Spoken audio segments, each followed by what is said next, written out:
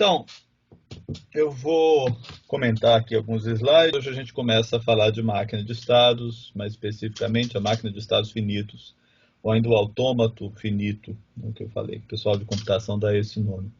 É um dispositivo computacional com uma memória rudimentar. O que eu quero dizer com rudimentar? Diferente da máquina programa armazenado, o modelo mais complexo de computação, ela não pode modificar a própria instrução. Tá? Então, por conta disso, como ela tem uma sequência fixa de transições, ela é um modelo mais rudimentar do que o modelo geral da máquina a programa armazenado. Mas ela tem, naturalmente, ela recebe entradas e produz saídas, ela tem memória de estados e ela tem regras de transição fixas entre estados. O fato dela ser fixa é que dá uma certa limitação. Exemplos, tá? O sinal de trânsito. O sinal de trânsito ele tem 3 estados, vermelho, amarelo e verde, e ele, a partir de tempo, a partir de presença de veículos, a partir de presença de pedestre, a partir de pedestre apertar botões, ele muda esses estados, né? Talvez a gente tenha feito lá no começo do curso alguns exemplos, talvez houvesse um exercício na lista de sinal de trânsito combinacional, mas um verdadeiro sinal de trânsito tem que ser sequencial, tá? Ele tem que ter uma memória, senão ele fica muito, como vocês podem ter notado, ele fica muito rudimentar, né? Muito caricato, vamos dizer assim. Ok? Máquina de venda, tá? Ela pode ser modelada como uma máquina de estados aqui dentro, de acordo com uma sequência de botões que são apertados aqui, ele vai tomar diferentes ações, vai comandar diferentes saídas, que são os comandos para esses motores aqui que controlam essas ligados. Okay? Isso, 2 exemplos de máquinas de estados. Um outro exemplo de máquinas de estados são os protocolos de comunicação, né? Então, você tem um agente que está tentando se comunicar com outro agente, ele recebe mensagens, ele avisa que recebeu a mensagem, ele vai para um estado que ele espera um tipo de mensagem, se não chegar em tanto tempo é um erro, etc.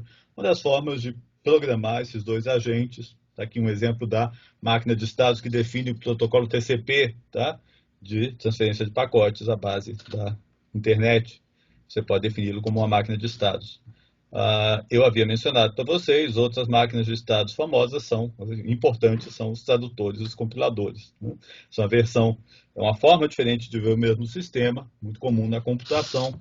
A máquina de estados é vista como um autômato que recebe certos símbolos, né? Como ele vai lendo um texto, ele vai recebendo uma certa gramática, uma certa linguagem, e ele vai produzindo resultados. Então, é a forma de você representar tradutores, em particular compiladores. Por isso que eu avisei que o pessoal mais avançado da computação talvez já tivesse visto isso. Vai ser uma questão apenas de mudar de nomenclatura, né? Nós vamos dar nomes diferentes. Okay? O que seria esse estado? Eu fico falando máquina de estados. Há várias definições. O pessoal de sistemas dinâmicos e de controle vai definir com muito rigor essa coisa de estado. Mas para os nossos objetivos é um conjunto mínimo de variáveis que resume todo o histórico de interesse, ou permite definir sem ambiguidade a saída futura a partir das entradas atuais e futuras. Então, quando a gente fala que o sistema sequencial ele depende do histórico, eu não estou querendo dizer que realmente cada coisa que aconteceu no passado tem que estar escrita em algum lugar para eu ir lá e consultar. A história passada está codificada nisso que eu chamei o estado. Então, por exemplo, um contador, que é um dos exemplos que eu dei de máquina, de sistema que precisa ter uma memória, porque ele precisa saber qual é a contagem atual para continuar contando. Eu não preciso efetivamente saber os eventos que aconteceram no passado, eu preciso saber qual é o número atual da contagem. Isso resume tudo que eu preciso saber sobre esse problema. Um outro exemplo, no detetor serial de paridade vai ser a nossa primeira máquina de estados, tá? A gente viu, se a gente receber uma opção de bit ao mesmo tempo e a gente passar para uma porta ou exclusiva ou não ou exclusivo, a gente calcula a paridade. E se eu receber um de cada vez? Como é que eu faço um sistema que diz até ali se eu recebi um número par ou um número ímpar de bits 1? A forma é o detetor serial de paridade e vejo o que ele precisa saber sobre o passado, se até agora o número recebido foi par ou ímpar. Daí a cada bit que chega, ele vai se atualizando, certo? Essa é a ideia de estado. Eu já fiz nós já vimos esse diagrama mais de uma vez, agora a gente vai ver com um pouquinho mais de cuidado e ver que, na verdade, tem uma sutileza e tem duas formas diferentes de fazer isso aqui. A máquina de estados ela vai ter necessariamente uma memória, vão ser nossos flip-flops na implementação. Ela vai ter, eu já tinha falado sobre isso, duas lógicas combinacionais, tá? Aqui não tem memória, calcular entradas, dada entradas, calcula a saída, que calculam a saída, que deve ser dada nesse momento, e qual é o próximo estado a ser atingido por essa máquina. Okay? Então, a saída desse bloco lógica de próximo estado é conhecido como excitação. A saída da lógica de saída, evidentemente, são as saídas, certo? Há uma questão aqui, que vai definir dois modelos equivalentes de máquina. A saída pode depender, como está aqui, do estado atual e das entradas atuais, ou ela pode depender apenas do estado, que vai ser a próxima. Esse modelo, esse tipo de máquina que depende tanto da entrada atual quanto do estado, vai ser chamado a máquina de Mealy, certo? Atenção, aqui nós estamos vendo a máquina síncrona, então ela tem um relógio que vai definir em que momento a memória de estado vai mudar. Observem, e esse é um ponto que eu vou insistir muito, porque da minha experiência é um erro comum, o relógio não entra, está vendo o relógio entrar em algum outro lugar dessa máquina? O relógio não entra na lógica, não faz nenhum sentido. O relógio apenas faz determinar o momento em que essa memória de estados é atualizada, permanece a mesma ou muda, mas ele não entra na lógica. Eu vou insistir muito nesse ponto, porque esse é um erro comum. Ok? O outro modelo, chamado modelo de Moore, em homenagem ao Moore da Intel, da lei de Moore, veja que a saída só depende do estado. Definido o estado, está definida a saída. A entrada só ajuda a definir o próximo estado. Ok? São dois modelos equivalentes. Não tem um problema que só possa ser resolvido por um ou por outro modelo. Eu vou dar dois exemplos e vocês vão ver que, no geral, a máquina de Moore, os estados são mais claros, é mais fácil de entender o que o estado significa, é mais fácil atribuir esses estados.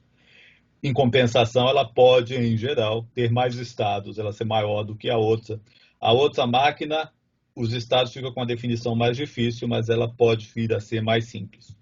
Eu quero também chamar a atenção que você pode ter um modelo misto, tá? E às vezes você fala, essa é uma saída Moore, essa é uma saída Mealy. O que eu quero dizer com isso? Algumas saídas podem depender só do estado e outras podem depender do estado e das entradas, tá? Não há nenhum problema em você fazer esses modelos mistos. E às vezes isso é feito. Vamos falar de diagramas de estados.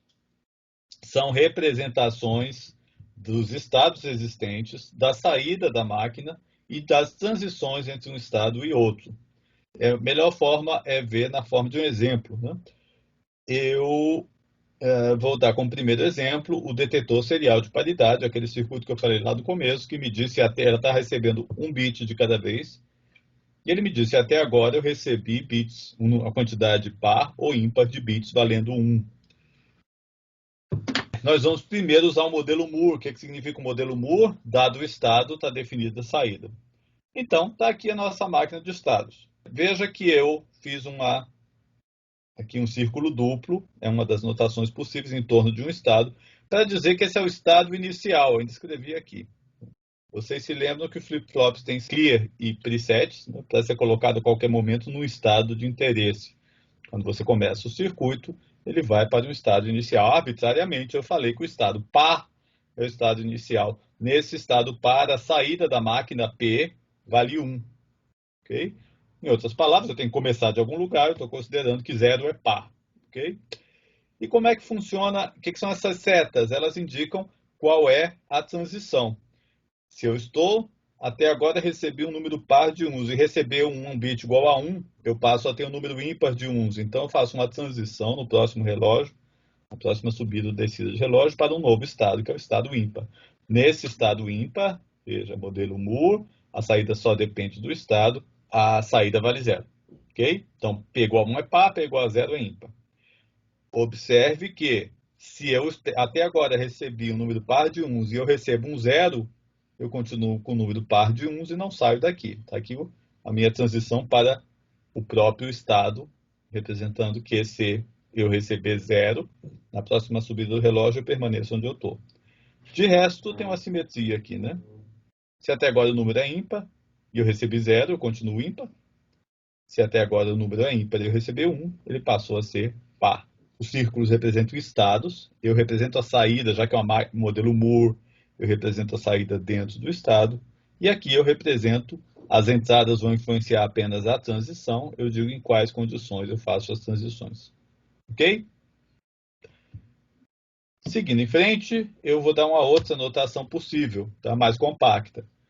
A transição, em vez de dizer i igual a 1, i igual a 0, eu apenas escrevo uma expressão lógica i, que é verdadeiro quando i igual a 1, e barra i, ou i barra, que é verdadeiro quando i igual a 0. Certo? Apenas uma representação mais compacta que vocês vão encontrar em alguns livros. Vamos mudar para o modelo Mealy. Veja, essa máquina, aqui o número de estados ficou igual ao do modelo Moore, poderia ter ficado diferente, mas ela resolve o mesmo problema. É sempre possível resolver o mesmo problema. Agora, aqui a principal questão. Lembra como eu coloquei na outra máquina a saída dentro do estado? Eu podia fazer isso pelo modelo Moore, dado o estado está determinada a saída. Aqui não mais, né? Dado o estado e a entrada está determinada a saída. Por conta disso, eu não posso dizer qual é o estado, qual é a saída dentro do estado.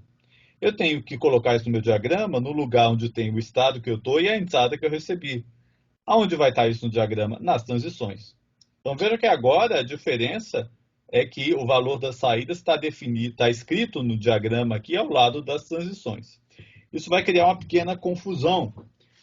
Você vai ouvir, e eu já vi até em livros, tá? Você vai ver a informação errada de que na máquina de Mealy a saída é calculada no momento da transição. Esse diagrama nos faz, de certa forma, nos induz a esse erro, né? Já que isso aqui está representando que eu vou de A para B e aqui eu coloquei P igual a 0. Então parece que na hora que eu vou passar para B é que P igual a 0. Não, a interpretação não é essa. Eu tive que colocar P igual a 0 aqui porque ele vai depender da entrada C1 e é aqui que está essa informação. O jeito correto de ler essa máquina é, existem dois estados. Nesse estado que eu chamei de A, eu avisei que os estados iam ficar mais difíceis de dar nome, né? Ele vai ter um significado menos claro, já que ele não implica numa saída imediatamente. Eu defini A. Quando a entrada, eu estou em A e a entrada 1, a saída P é 0. Eu também estou indicando que nessa circunstância meu próximo estado é B, mas isso é uma outra informação. Ok? Da mesma forma, se eu estou em A e a entrada é 0, P igual a 1. E a informação adicional, eu fico no mesmo estado. Colocar de outra forma, lembra que a nossa máquina vai ter um relógio. Se eu desabilitar o relógio, essa máquina não pode mais transitar. Ok? Mas, veja que, então, estou preso no estado A, vamos dizer assim. Ainda é verdade que quando I é 1 nesse estado, P é 0, e quando I é 0 nesse estado, P é 1. Okay? Observe, de novo, no modelo Moore. A qualquer instante do tempo que eu estou com a entrada A e a entrada, estou no estado A e a entrada vale 0, a saída é 1. Okay? Não é no momento da transição e não é na hora que o relógio muda. Veja, o relógio não entra. Lembra? Falei que eu vou insistir nisso e vou. O relógio não entra aqui na lógica de próximo estado. O fato dele estar em 0 ou em 1, ou subindo ou descendo, não tem nenhuma importância. Bom, faltou mostrar que essa máquina resolve o mesmo problema. Resolve. Tá? Eu estou aqui no estado A. Vamos dizer, eu comecei em A e fico recebendo 0 a vida toda. Eu vou ficar em A a vida toda e dizendo que a saída é 1. Eu tinha estabelecido que P igual a 1 era indicação de número par e tinha estabelecido que o 0 era par. Né? Então, eu começo aqui dizendo que é par, enquanto recebeu 0, é par. O que vai acontecer se eu estou nesse estado e recebo 1? Eu aviso que não é mais par, porque eu acabei de receber 1, então é ímpar, e eu vou para um novo estado. Porque nesse estado a lógica ficou invertida. Olha só, se eu recebi o 1, eu vim para cá. E agora é o contrário. Enquanto eu receber 0, a saída vale 0, ou seja, eu continuo com o número ímpar. E na hora que eu receber 1, eu digo que a saída vale 1 e venho para cá. Okay? Veja que o mesmo problema está resolvido. Veja que, como eu falei, é menos claro dizer quem é A e quem é B. O máximo que eu posso pensar é A é aquele estado em que P é o oposto da entrada e B é aquele estado em que P é igual à entrada. Tá? Está muito relacionado à primeira vista com zeros e 1. Esse erro de dizer que no modelo Mealy eu calculo as saídas no momento da transição, eu sempre me lembro dele porque foi a única vez que eu vi um erro grave na Wikipedia. Tá? A Wikipedia, na parte técnica, como ela é muito revisada, os conceitos básicos estão lá. E raramente estão errados, mas eu vi esse erro, depois ele foi corrigido. Mas eu vi um momento que dizia exatamente isso, né? A, a máquina de Mealy calcula a saída no momento que está indo de A para B. Isso é completamente falso. São duas coisas diferentes. Veja que, mais uma vez, a lógica do próximo estado nada tem a ver com o relógio. Olha o relógio aqui onde ele está entrando, só no relógio da máquina. Ok? Dúvidas? Podemos seguir em frente. Análise, né? Análise é sempre mais fácil. Tá o circuito pronto, você vai seguindo o que ele faz e conclui o que ele faz. O problema sempre é a síntese, que a gente vai ver em seguida. Mas vamos falar de análise primeiro. Está aqui um circuito, ele é um exemplo que está no Waker, nossa primeira máquina de estados em circuito lógico está aqui. Tem uma entrada N, tem uma lógica, tem dois flip-flops tipo D acionados por borda de subida, ok? E tem uma saída, certo? Então, aqueles diagramas estão bem claros aqui, a entrada, o cálculo de próximo estado. Por que eu sei que você está calculando o próximo estado? Porque as saídas dele estão entrando nos Ds dos flip-flops. A memória de estado, evidentemente, são os flip-flops, e tem aqui uma saída, ok? Essa saída está dependendo do quê? Do estado e da entrada. Então, esse é um modelo Mealy, certo? Ou, ao menos, essa saída, só que é a única da máquina, é um modelo Mealy. Observem, e eu vou encher a paciência de vocês lembrando isso, tá? Mas é necessário, porque é um erro muito comum. Olha onde é que vai o clock. O único lugar que vai o clock é no clock dos flip-flops. Por que eu falo isso? Porque vocês, especialmente se tiverem pouco tempo para estudar, ou se tiverem, por alguma razão ou outra, estudado pouco, vão pegar lá um enunciado que diz assim: na subida do relógio acontece tal coisa. Aí você já acha que o relógio entra aqui na lógica, tá? Está completamente errado. É claro que é na subida do relógio, porque o flip-flop só vai reagir na subida do relógio, tá? Isso não significa que o relógio faz parte da lógica. Tem uma coisa mais grave ainda. O flip-flop reage ao que acontecia em D logo antes da subida do relógio. Quanto vale relógio logo antes da subida do relógio? Por definição, ele vale zero, tá? Que bem vai me fazer jogar no meio da minha lógica uma variável que eu sei que vale zero? Ela vai fazer exatamente o quê? Então, por favor, lembrem-se, uma máquina síncrona, a variável clock, o relógio, não entra em nenhuma lógica, nem aqui, nem na saída, apenas controla os flip-flops. Nosso objetivo aqui é saber o que essa máquina faz. Vamos analisar. Muito bem. Primeiro, vamos olhar essas equações, o que está saindo aqui, o que está saindo aqui dessa lógica e chegando nos flip-flops, porque é isso que está me definindo o meu próximo estado, são aquelas equações de excitação. Bom, vamos ver quanto que elas valem, é só seguir, isso é um circuito combinacional, tá? Isso é um AND, isso aqui é um AND também, lembre-se, então AND, então é soma de produtos, tá? Eu não tenho que fazer De Morgan nem nada disso, é soma de produtos, então eu posso ler diretamente aqui como se fosse produto e ou, ok? Então, por que eu escrevi D0, Q0 barra é N ou Q0 é N barra? Porque é isso que está escrito no circuito. D0 é Q0 barra, que está vindo aqui, em enable, está vindo aqui. Esse é o primeiro produto. O outro produto podem seguir aqui, enable barra Q0, certo?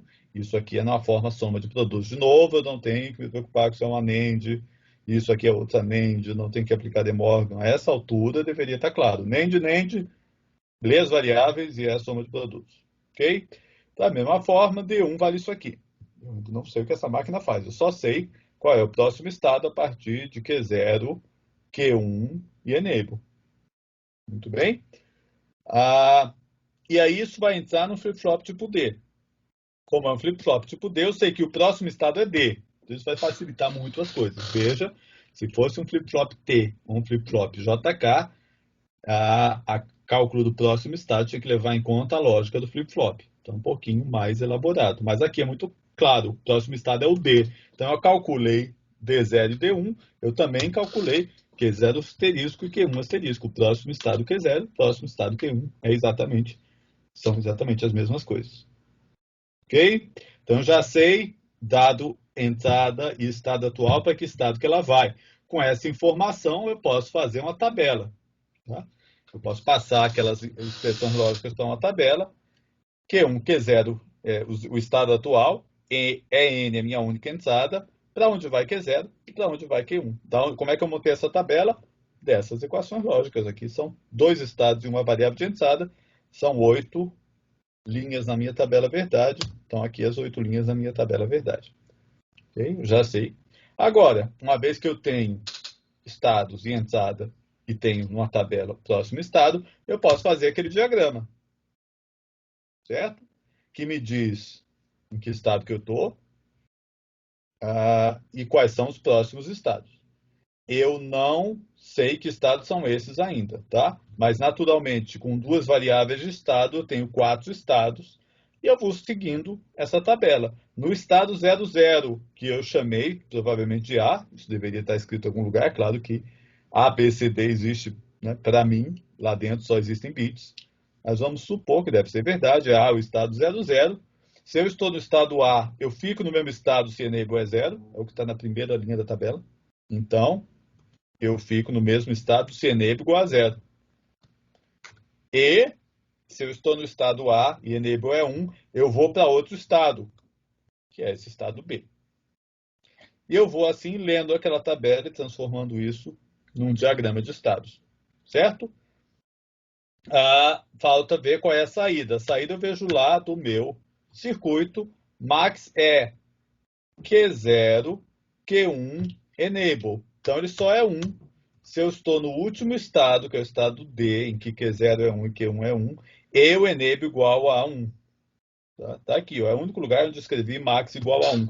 Eu escrevi aqui porque é na transição que ele fica igual a 1, não. Se eu estou no estado D e enable é 1, naquela hora que eu chego no estado D e enable vale 1, max já vale 1. Ok? Por que max está representado entre parênteses? Para lembrar que é a saída, diferente da entrada, para não confundir. E por que ele está fora dos estados? Porque ele não depende só do estado, ele depende da entrada. Observem que, mesmo nesse estado, se enable fosse 0, max era igual a 0. Bom, agora o que essa máquina faz? Isso aqui é um contador. Tá? A cada 4 batidas do relógio, ele sobe uma variável chamada max, dizendo que chegou no máximo da sua conta. É um contador de 2 bits, tá? Então é um contador de 4 estados. É a única coisa que ele faz. Tá? Aliás, é característica do contador que a única entrada seja um enable. Tá? Se o enable for 0, ele para a contagem. Se o enable for 1, ele vai seguindo nesse ciclo aqui. E a cada 4 ele avisa, cheguei no meu máximo, vou voltar para 0. Isso pode ser usado, como a gente vai ver, para acionar um outro contador e conseguir mais contagens. Certo? Então, dado o circuito, é relativamente fácil chegar a concluir o que essa máquina faz. Claro, ficaria mais difícil se a máquina fosse mais difícil. Ok? O nosso objetivo não é tanto fazer análise, mas fazer síntese. Dar exatamente o contrário. Dizer para vocês, eu quero um contador que conta de 0 a 3, depois, quando chegar no 3, ele avisa que chegou no máximo. E vocês chegariam aqui. Okay? É o que a gente vai ver em seguida. Alguma questão nessa parte? Se não há, essa é uma parte do curso que eu gosto de dar muitos exemplos, tá? Então eu já vou falar um pouquinho mais. Então vamos agora trabalhar no que nos interessa, que é sintetizar essas máquinas. Nós vamos trabalhar provavelmente apenas um exemplo tá? Nessa parte, havendo tempo eu vou dar alguns outros exemplos. Tá? E também vou deixar mais exemplos para que vocês possam estudar. Okay? Agora o nosso problema é síntese. Eu vou sair da descrição da máquina, fazer exatamente o contrário do que eu fiz antes. Tá? Eu saí de um circuito, cheguei a entender o que a máquina faz. Eu vou descrever em palavras o que eu queria que a máquina fizesse. E nós vamos chegar até o circuito. Ok? Então, quais são as etapas? Veja que é exatamente o contrário do que a gente fez. Né? A etapa começa com a especificação, que muitas vezes está em linguagem natural, para um diagrama de estados. Eu vou olhar, às vezes, eu fiz um diagrama mais difícil que o necessário. Tá? Eu vou olhar sistematicamente se dá para simplificar. Não podendo simplificar, eu vou escolher quantos flip-flops eu vou usar, vou atribuir variáveis de estado, que são os estados do flip-flop, a esses vários estados. Vou fazer tabelas de transições, uma vez só, não precisa fazer 2 vezes, como está aqui. Vou definir o tipo de flip-flop que eu quero. A partir daqui virou um problema é combinacional, tá? Eu vou ter que definir algumas funções lógicas, a que define o flip-flop e a que define a saída. Esse exemplo que nós vamos ver hoje é um exemplo do Wakerly. Definição textual. Projetar, vamos ler com calma. Projetar uma máquina de estados síncronas que tem duas entradas A e B e uma saída Z. A lógica delas está definida nessas duas frases aqui. A saída Z deve ser 1 se a entrada A manteve seu valor nas últimas duas subidas de relógio. Ó, aqui, eu falo em subida de relógio, isso não quer dizer que relógio vai fazer parte da minha lógica. Relógio, subida de relógio está garantida porque meus flip-flops vão estar ligados ao relógio. É o único lugar que o flip-flop vai estar ligado. Certo? Então, Z deve ser 1 se a entrada A manteve seu valor nas últimas duas subidas. Ok? Foi 0, dois ciclos, ela deve ir para 1. Foi 1, 2 ciclos, ela deve ir para 1. Foi 0 uma hora, foi 1 uma outra hora, ela não deve ir para 1. E aqui tem uma segunda regra. Uma vez em 1, a saída Z permanece em 1 enquanto B for 1. Então, B, a entrada B, ela mantém o estado, ele segura em 1, desde que já tenha tido estado em 1, independente do que está acontecendo. Naturalmente, não está escrito, mas quando B for 0, volta a valer a regra geral. Muitas vezes, essas descrições textuais têm alguma ambiguidade, tá? Mas é o que a gente vai ter para trabalhar no começo. Então, para deixar mais claro o que eu estou querendo dizer com isso, eu posso também mostrar um diagrama temporal de como é que eu vejo as coisas. Está aqui o relógio, certo? E o que acontece aqui? Vamos ver a regra do Z. Se A tiver o mesmo valor em duas subidas do relógio, ele deve ir para 1. Então, ele começa em 0, A valeu 0 e 0. Ele foi para 1. Ok? Agora ele caiu. Por que ele caiu? Porque A aqui valia 0 e A aqui vale 1. Então, não são dois estados iguais e Z caiu. Aqui ele subiu de novo, porque A valeu 1 aqui e 1 aqui. São dois sinais iguais. Certo? Aqui A mudou de estado, Z cai. Agora ele vai mostrar o efeito do B. A valia 0 aqui, valia 0 aqui. Então, dois estados iguais em duas batidas sucessivas do relógio. Z subiu. Só que agora ele subiu B. Veja que, subindo B, Z não responde mais, ele fica preso em Z. Agora, aqui que ele caiu, próxima subida do relógio. Bom, aí volta a valer a regra 1. O relógio estava em 0 antes e foi para 1, então ele cai. Ok? Observem esse ponto. Quando a gente for projetar essa máquina, não é porque Z é 1 que a máquina não tem que ficar olhando as entradas. Ela precisa continuar acompanhando as entradas, porque assim que cair, ela tem que dar uma resposta correta. Certo? Aqui, Z voltou a subir porque A tinha o mesmo valor. Ele subiu B ao mesmo tempo, mas não é por causa de B que Z subiu, né? Ele só está olhando o A. Agora que B for 1, ele foi 1, mas na hora do relógio ele caiu para 0 de novo, tá? Então B não teve nenhum efeito aqui, certo? Ele caiu por causa da mudança dos valores de A. O problema está entendido? Então eu quero uma máquina que fica olhando o A e me diga se ela foi igual ou diferente nos dois últimos. E tem esse detalhe aí de ter uma outra entrada que mantém a saída presa enquanto ela vale 1. Mas, Samuel, eu prefiro que você fale, tá? Eu tenho que olhar, eu só vi aqui porque eu estou também com o meu iPad ligado e eu recebo mensagem do Tim. O que acontece se Z for 1? Professor, consegue me ouvir? Sim? Consigo. Perfeito. Professor, o que acontece se o A permaneceu igual por mais de duas, manteve seu valor por mais de duas subidas de relógio e o B não, e o B continua em 0? Veja, se foi por mais de duas, foram duas, né? Uhum, Então, 3, 4, 5, 6, 7, então vale a regra A. entendi. Ok? Certo? E ele só olha o B se o Z for 1, certo? B não tem nenhum efeito sobre a máquina enquanto Z for 0. É verdade, por causa do jeito que está escrito essa regra 2 aqui. Ok. Certo? Muito bem, qual é o nosso próximo passo? Eu só mostrei para vocês rapidinho, nosso diagrama de estado. Porque aqui eu quero fazer uma coisa diferente. Se eu mostrar o diagrama pronto, vocês vão ficar balançando a cabeça, dizendo entendi. Na verdade, não vão ter entendido, porque esse diagrama tem que ser construído a partir da lógica. Isso não é uma coisa trivial se vocês estão fazendo pela primeira vez. Então, nós vamos construir aquele diagrama juntos, tá? Vou ler de novo. A máquina tem duas entradas A e B, uma saída Z. Z deve ser 1 se a entrada A manteve o seu valor nas duas últimas subidas de relógio. uma vez em 1, a saída Z permanece em 1, enquanto B for 1. Quando você está fazendo uma máquina, principalmente se está fazendo das primeiras vezes, eu sugiro que você sempre comece com um estado inicial. Um estado inicial. Apenas para deixar mais claro o processo. Tá? No início não aconteceu nada. A, nem B, nem Z, nem coisa nenhuma. Okay? Eu também vou fazer uma máquina modelo Moore, ou seja, a saída depender só do estado, porque é mais fácil. Como não aconteceu nada ainda, Z igual a zero. Tá? Eu vou colocar aqui Z igual a zero. E aí a gente vai acompanhar o que pode acontecer. Só tem uma entrada, só tem duas entradas, mas a lógica está determinada basicamente por uma só vai ter em cada caso duas possibilidades. Né? Então vamos lá. Se A igual, o que a gente tem que pensar?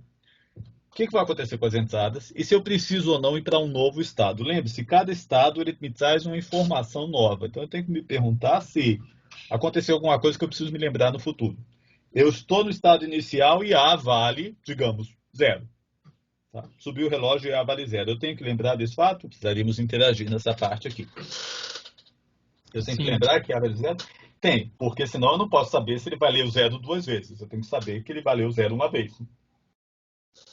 Por conta disso, eu vou dizer que se A vale zero, e eu vou usar aquela notação assim, a barra, tá? Ele vai para um novo estado. Eu vou chamar esse estado de 1Z, para me lembrar que é o estado em que A valeu zero uma vez. Tá? A saída continua sendo igual a zero, porque só fez isso uma vez. E se A valeu 1, a situação é simétrica, né? Acho que vocês vão concordar comigo.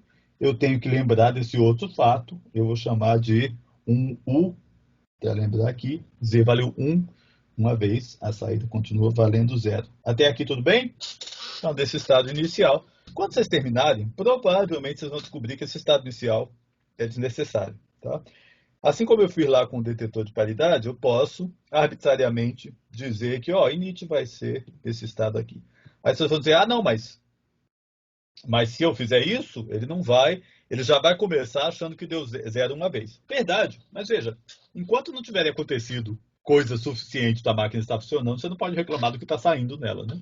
Assim como aquela minha máquina de paridade disse que tinha recebido um número par de uns porque não recebeu nada. Isso também é uma coisa um tanto arbitrária. Tá?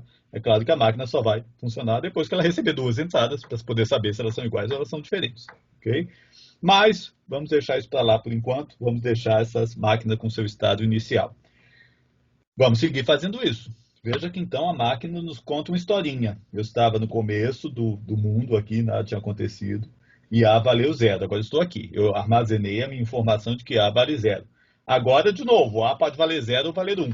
Se A valer, vamos lá, zero, eu preciso saber disso? Preciso, inclusive, e é um novo estado? É um novo estado, porque esse é o estado que me diz que A valeu zero uma vez. Se A valer zero de novo, são duas vezes. Inclusive, eu tenho que mudar a saída, né? Então, aqui é fácil, definitivamente. Se A valer zero de novo, eu vou para um estado que eu vou chamar 2Z, por razões óbvias, e nesse caso, Z igual a 1. Certo? Vocês me interrompam a qualquer momento, porque é aquela história, não vai ficar mais fácil daqui, né? Se alguma coisa não ficar clara aqui, não vai ficar mais clara depois. Eu estou em zero, agora eu tenho que pensar um pouquinho. Estou em zero, daquele estágio, eu estava no começo, A valeu zero uma vez, agora A valeu 1. É a informação que eu preciso saber? Eu preciso saber que ele valeu 1, porque, de novo, se ele valeu 1 de novo, eu tenho que saber disso. A questão é um novo estado, eu posso vir para o estado 1U? O que vocês acham? Você pode ir para o estado 1U. Posso. Porque a única coisa que me interessa é que foi 1 da última vez. Não tem nada na minha regra que diz, não, mas se ele foi 1 depois de ter ido para 0, aí você faz... Né? Se estivesse dizendo isso, talvez, mas aqui não. Então, naturalmente, eu vou fazer essa transição aqui. Então, A vem para cá. Ok? Vocês estão vendo o sinal? Uma dica que eu dou para vocês quando vocês estiverem fazendo essas máquinas. Se o problema tem uma simetria, ele tem uma simetria. Ele não falou que 0 é diferente de 1, ele falou dois estados iguais. Tem que haver uma simetria no diagrama também. Se o diagrama começar a ficar esquisito, mais estados cuidando do 1 do que cuidando do 0, tem alguma coisa esquisita. Tá? Então vejam a simetria. Então eu vou fazer mais rápido essa parte. Se eu estou no estado 1 e voltar a valer 1, naturalmente eu cheguei no estado que eu naturalmente vou chamar 2U e a saída vale 1 de novo. Tá? Se ele de 1 passou a valer 0, eu volto e venho para cá. Ok? Muito bem, temos mais dois estados aí, 2E e 2U. E, de novo, a gente tem que ver o que acontece com A e B. Agora, veja, como Z é igual a 1, o B vai entrar também. Tá? Implicitamente, quando eu não falei de B aqui, eu quis dizer independente do valor de P. Se eu quisesse ser mais claro, eu poderia dizer B igual a X, mas não precisa. Eu falei que eu vou escrever uma expressão lógica e a transição é feita se essa expressão for verdadeira. Como não depende de P, P não aparece. Okay? Mas agora vai começar a aparecer. Ok? Então, agora eu tenho 4 possibilidades, eu tenho que pensar nas 4. De fato, B igual a 0, mas o que acontece, aliás, foi uma pergunta, se ele continua valendo 0. Tá? Eu estou aqui, ele vale 0 uma terceira vez, uma quarta vez, uma quinta vez. O que acontece nesse caso? Permanece Volta no para o mesmo mesmo estado. estado? Tem que voltar para o mesmo estado, porque, de novo, a única informação que eu preciso guardar é que foram 2 vezes iguais. Não interessa se foram 3, 4, 5, 6, 7 vezes igual. Tá? Veja que aqui vocês podem começar a notar porque que a memória ser finita, ou seja, o número de estados ser finito, é uma limitação. Eu não posso fracionar para 2, para 3, para 4, para 5, para N, mas não vai funcionar para infinitas vezes. Tá? Eu não poderia dizer, por exemplo, uma máquina que não pode ser feita uma máquina finita de estados. Projete uma máquina em que a saída vale 1 se o número de vezes que valeu 1 foi igual ao número de vezes que valeu 0. Dito dessa forma, eu posso expor essa máquina a 1 milhão de uns. Ela tem que ficar contando para saber depois se houve 1 milhão de zeros. Não tem limite, tá? Então, eu não posso fazer isso com estados finitos. Mas aqui são só 2, então tá tranquilo. Certo? Então, eu fico aqui, já vou fazer a parte simétrica aqui, que eu acho que nessa altura vocês não vão ter mais dúvidas, se é 1 e continua 1 e continua aqui. Enquanto eu estou na condição que A igual a 0 ficou sempre, e A igual a 1 ficou sempre, eu fico com Z igual a 1. Diga. No diagrama de baixo, no mais à direita, no 2U, ali seria a situação dele voltar para ele mesmo seria um A e não uma Sim. barra, né? Sim, obrigado. Certo? É simétrico aqui esse A. Voltar para A. Certo? Agora sim, vamos ver os casos que não são esses, tá? E agora eu tenho que considerar B, porque naturalmente, o que eu vou querer fazer? Se ele não ficar em 0 aqui, eu vou querer ir para 1. Mas aí eu tenho que olhar... Desculpa, a saída vai querer ir para 0, mas eu tenho que olhar o B, tá? Então vamos pensar nos casos B igual a 0 primeiro. Okay? Então ela está no funcionamento normal. Aí não é difícil. Se eu estou aqui, então ele veio e ficou um tempão valendo 1. Desculpa, valendo 0 a entrada A, né? De repente ele valeu 1. Para onde que eu vou? Vai para 1U. Eu só preciso lembrar que houve 1, né? Então eu posso ir para cá. O que eu vou escrever na transição aqui? A, B barra, né? A, todo mundo concorda? A, B barra. Porque essa lógica vale com B igual a 0, com B igual a 1. Ela não vai poder valer porque eu tenho que dar um jeito de ficar lá, né? Ficar com Z igual a 1. Ok? Vocês já viram aí, por simetria, vai ter um estado daqui para cá. Está começando a ficar um pouco confuso. Esse estado é quem? Quem é essa transição? Naturalmente, é a transição A barra, B barra. Eu estava num estado em que A veio valendo 1 o tempo todo, de repente ele valeu 0 e B não está em 1. Então eu só tenho que lembrar agora, a saída cai para 0, e eu só tenho que me lembrar que valeu 1, 0. Ok? Finalmente, os casos B igual a 1. Aqui tem uma sutileza, eu avisei lá no diagrama de estados. Não é só que Z tem que ficar em 1. Z tem que ficar em 1, mas do jeito certo. O que eu quero dizer do jeito certo? Eu tenho que continuar olhando para A, né? Porque assim que B cair, eu tenho que dar a resposta certa. Dito isso, se eu estou aqui, vindo na sequência de 1s, e agora Z igual a 1, mas o A for para 0, eu não posso ficar aqui. Por que eu não posso ficar aqui? Certo? Por que eu não posso ficar nesse caso? Z igual a 1. Z ia dar certo. Diga. Porque se o B cair, vai ter tido só um A diferente. E aí... Pois é, eu não posso ficar aqui porque não é verdade que eu tive 2 zeros, por isso que eu escrevi 2Z ali. Ele está em 1 por uma outra circunstância. Tá? E aí, será que eu vou ter que fazer um sexto estado? Eu quero um estado em que Z vale 1, mas que eu tenha que me lembrar do que da última vez A valeu 1. Eu já tenho esse estado? Eu acho que eu tenho. Tem, é o 2U, né? Então, veja só. Isso aqui talvez não seja tão óbvio, mas se nós pensarmos juntos um pouco mais, a gente vai concluir que se A vale 1, mas B também vale 1, eu venho para cá, em vez de vir para cá, porque eu tenho que manter Z igual a zero. Mas eu tenho que ter a informação de que o último valor de A foi 1. Ok? Esse é o ponto em que talvez você dissesse, não, eu tenho mais informação, porque aqui também não é correto, porque não foram dois uns, foi um só. Mas veja que a situação acaba sendo, pelo efeito de B, acaba sendo a mesma. A saída tem que valer 1 e o último estado de A foi 1. Mas ok, você vai dizer, não, precisava de mais um estado aqui, né, tá, para cuidar desse caso. Se você fizer isso, você vai descobrir depois que esses estados têm a mesma saída do estado 2U e exatamente as mesmas transições do estado 2U. Isso nos prova que, na verdade, você não precisava dele. Ok? Tem um jeito garantido que você faz o mínimo? Não tem. Além disso, por isso que síntese é mais complicado que análise, né? Se você pensar pouco ou for um pouco precipitado, você pode acabar conseguindo mais estados do que precisa. Isso foi uma máquina muito complexa. É verdade o que eu falei, tá? Se você encontrar dois estados que têm as mesmas saídas e têm as mesmas transições, obviamente são o mesmo estado. Mas às vezes não é muito fácil de ver. Então é melhor pensar bem e concluir que daqui eu venho para esse estado. Está faltando naturalmente uma transição, que é o caso de eu estar aqui. A não vale mais 1, mas por outro lado B vale 1. E eu vou para onde? Simetria, né? Para onde que eu vou nesse caso? Estou em 2U. Eu vou ter que sair daqui porque A não vale mais 1. Mas eu não quero perder Z igual a 1, porque o B está atuando. Vai pro 2E. Eu vou por simetria. Lembre-se sempre da simetria, ela ajuda vocês, tá? Por simetria, eu vou para 2E. Então ela vai para cá quando A vale 0, mais B vale 1. Ok? Dúvidas? Tá, então, nossas transições, nosso diagrama de estados. E eu posso voltar para o diagrama pronto aqui, bonitinho. Tá? Vocês vão notar que ele é a mesma coisa. Certo?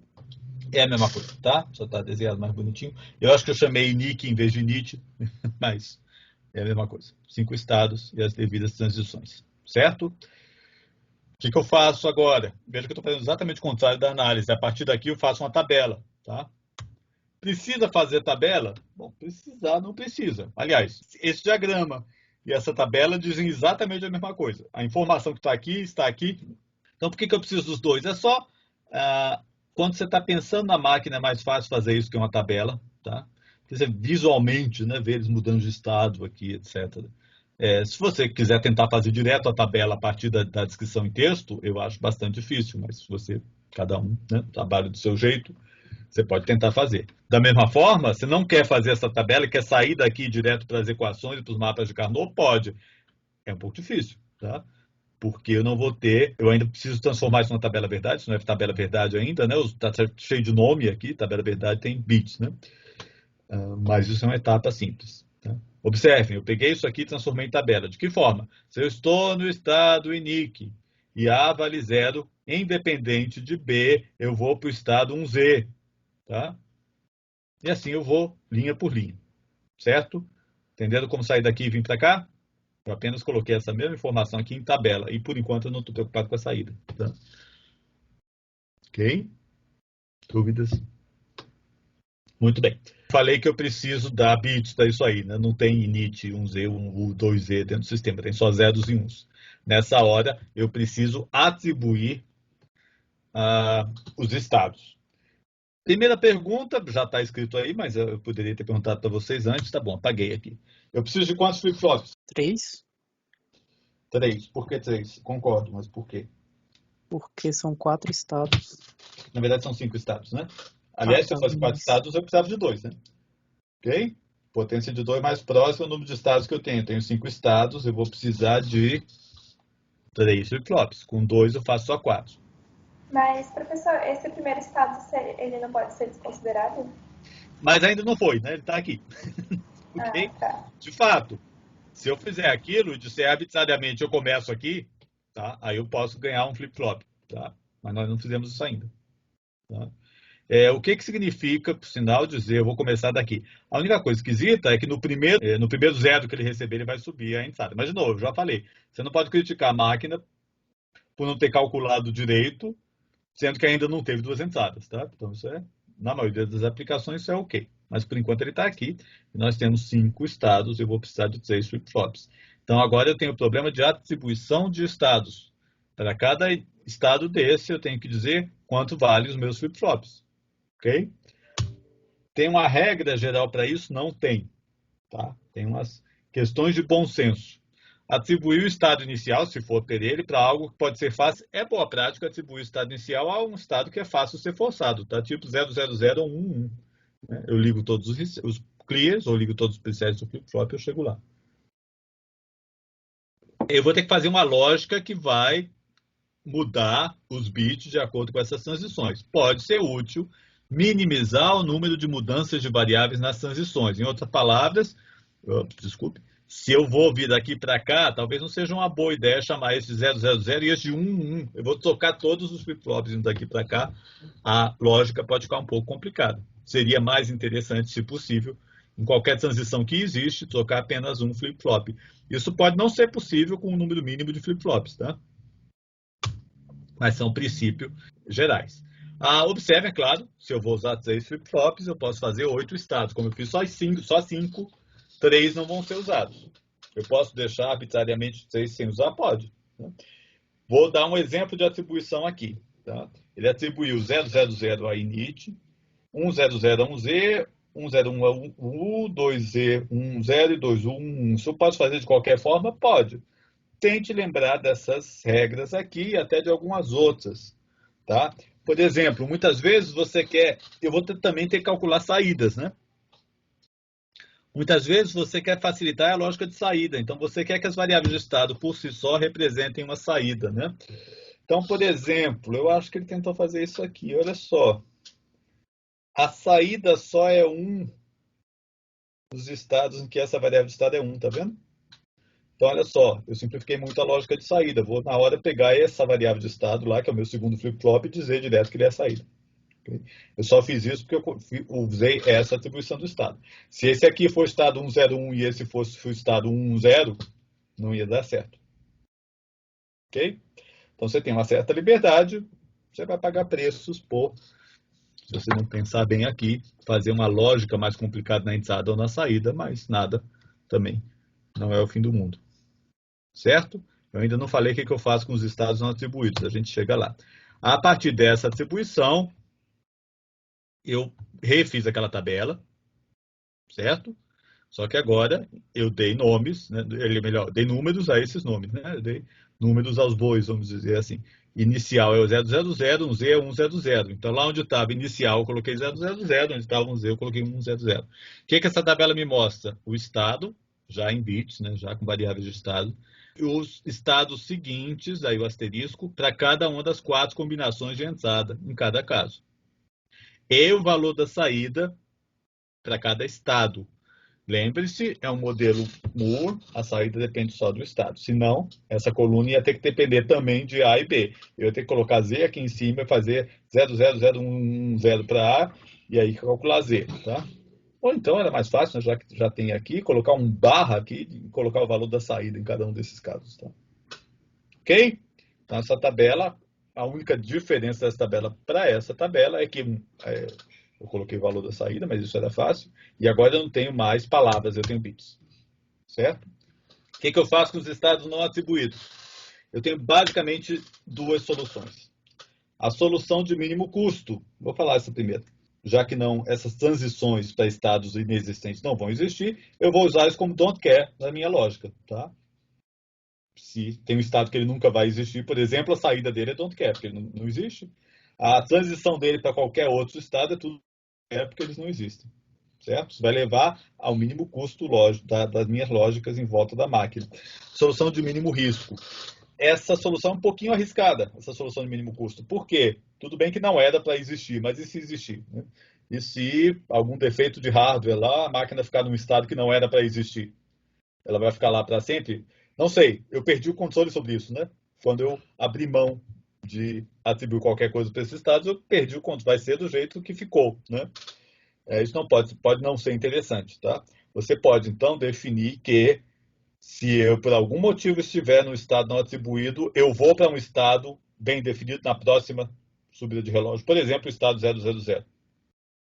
Certo? Eu também posso querer atribuir saída nos estados não atribuídos, tá?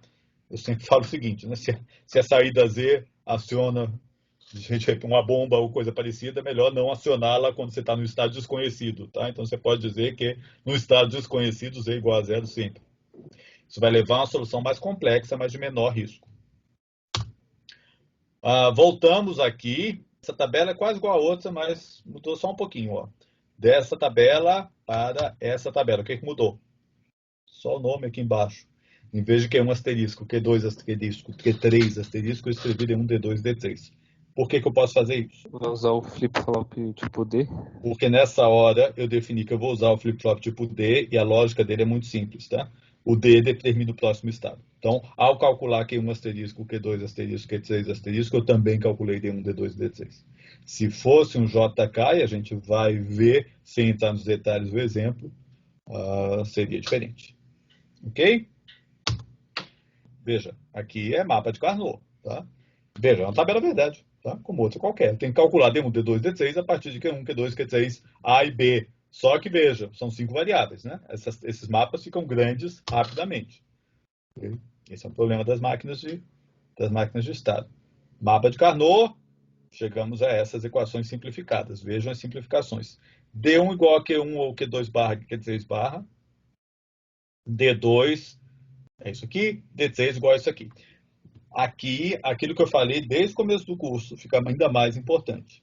Não é possível garantir que vocês não fizeram erros, mas dá para dar pelo menos uma checada, se vocês colocaram uma coisa estranha. Tá? Por exemplo, vendo essas equações, salta aos olhos que D1 não depende nem de A nem de B. Isso é um pouco estranho. Veja, se nada dependesse, seria tão estranho quanto nunca depender de Q1, Q2, Q3. Né? Por sinal, tem uma dica para vocês. Se você chegar à conclusão que a saída só depende das entradas, não era para ser uma máquina de estados. Né? As saídas têm que poder depender dos estados. Aqui é a mesma coisa. É um pouco estranho, não estou dizendo que está errado, mas a gente é bom checar se D1 não depende de A e B. Como é que a gente pode checar isso? Bom, se isso é verdade, deve estar lá, é D1, né? Deve estar lá na minha tabela.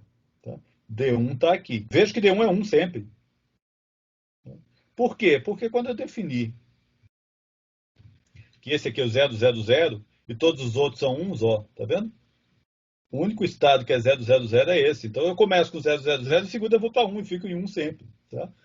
Ué, mas não ficou 1 sempre. Ficou dependendo de algumas coisas aqui, porque eu quis fazer risco mínimo. Tá? Eu quero garantir que se eu estiver num dos estados não atribuído, eu volto para 0. Quando a gente vê a solução de custo mínimo, D1 deve ser 1 sempre. Certo? Então parece que está ok. Então aqui eu resolvi colocando 0 para todos os próximos estados, próximas variáveis de estados, quando eu estou no estado não definido.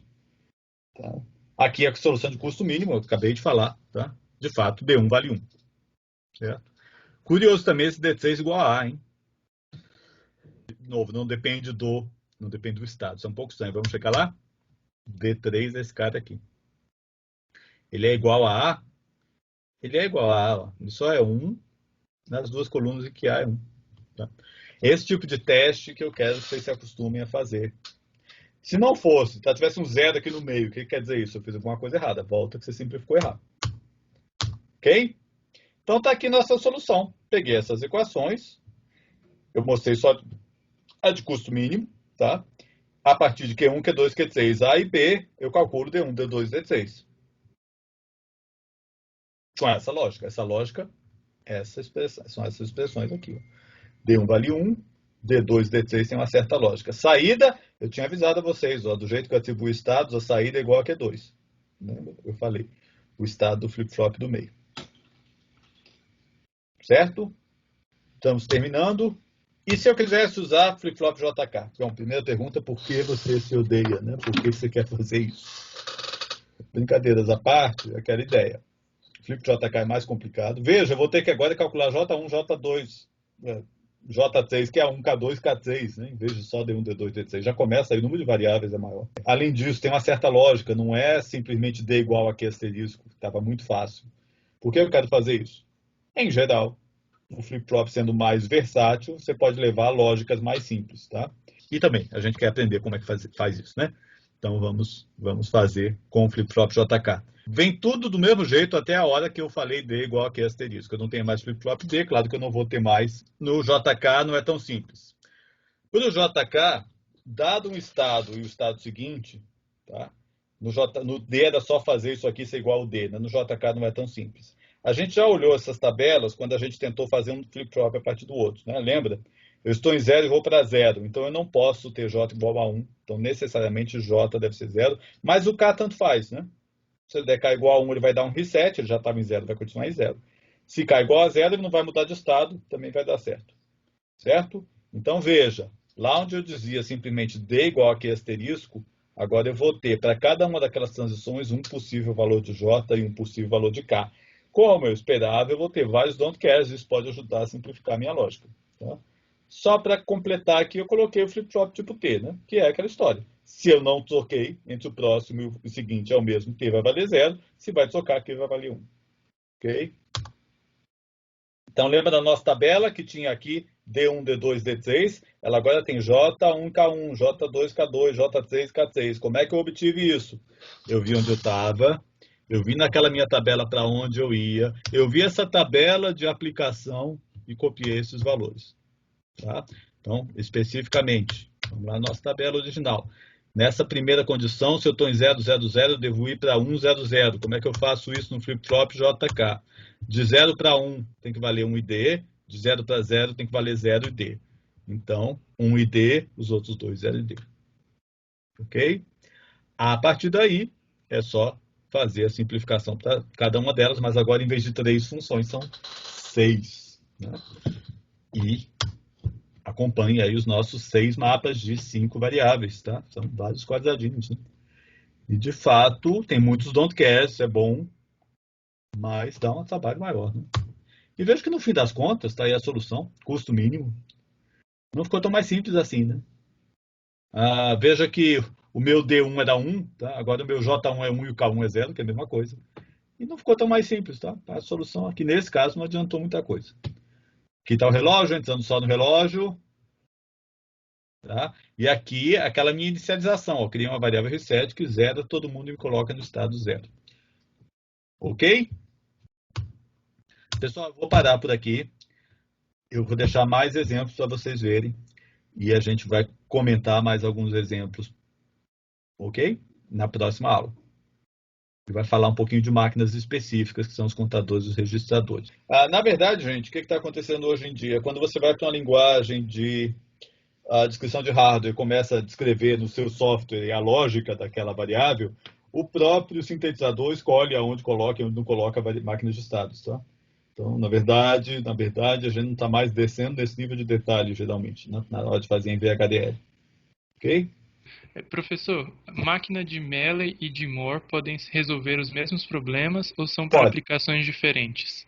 Não tem, elas têm a mesma capacidade, tá? O que pode acontecer é uma máquina, eu até mencionei isso, tá?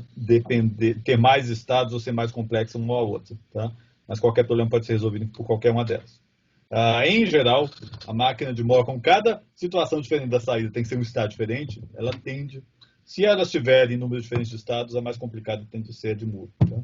Não tem problema que você só pode resolver com máquina de Moore, só pode resolver com máquina de... Ok, vou parar a gravação.